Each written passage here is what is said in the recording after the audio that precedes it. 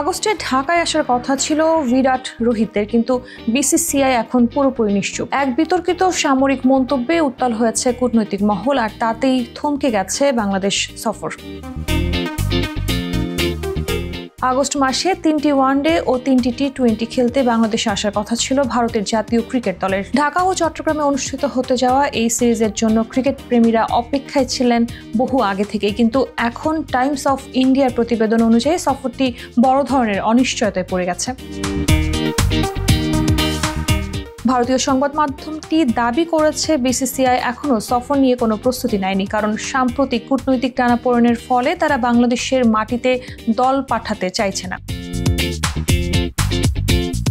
এই টানাপোড়েনের মূল কারণ হিসেবে উঠে এসেছে এক অবসরপ্রাপ্ত সামরিক কর্মকর্তার মন্তব্য। বাংলাদেশের সাবেক বিডিআর প্রধান এবং বর্তমানে জাতীয় তদন্ত কমিশনের চেয়ারম্যান মেজর জেনারেল অবসরপ্রাপ্ত ALM ফজলুর রহমান সম্প্রতি ফেসবুকে লিখেছেন, ভারত পাকিস্তান আক্রমণ করলে বাংলাদেশের উচিত উত্তর পূর্ব ভারতের 7 রাজ্য দখল করে নেওয়া। এমনকি তিনি চীনের সঙ্গে যৌথ সামরিক চুক্তির কথাও বলেন।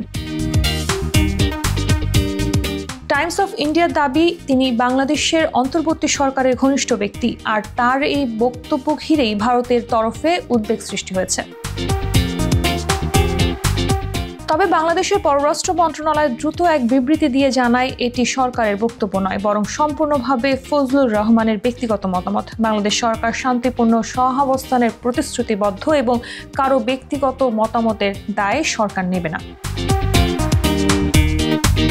এদিকে বাংলাদেশ ক্রিকেট বোর্ড পুরো বিষয়টি নিয়ে আশ্বস্ত করেছে। বিসিবির ক্রিকেট পরিচালনা বিভাগের চেয়ারম্যান নাজমুল আবেদিন ফাহিম বলেন, ভারতের সঙ্গে আমাদের সম্পর্ক ভালো, সিরিজ সময় মতোই হবে, আমরা সে অনুযায়ী প্রস্তুতি নিচ্ছি।